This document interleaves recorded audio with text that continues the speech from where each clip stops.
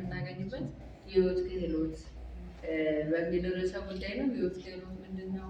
ምን ነገሮችን ይይዛል?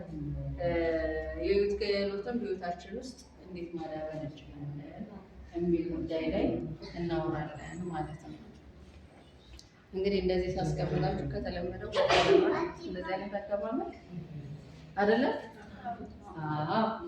ያንን ያደረግንበት ራሳችንን ርዕሰ ጉዳዩ በራሱ የሚያስወራና ከእናንተ ጋር ፓርቲስፔት እያደረጋችሁ እናንተ እየተሳተፋችሁ እኩል የምንሄድበት ስለሆነ ለዛ ነው በዚህ ልክ እንትን ያልኩት ማለት ነው።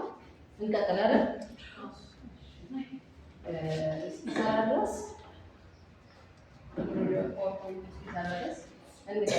የህይወት ክህሎት ማለት በህይወታችን ውስጥ ያለ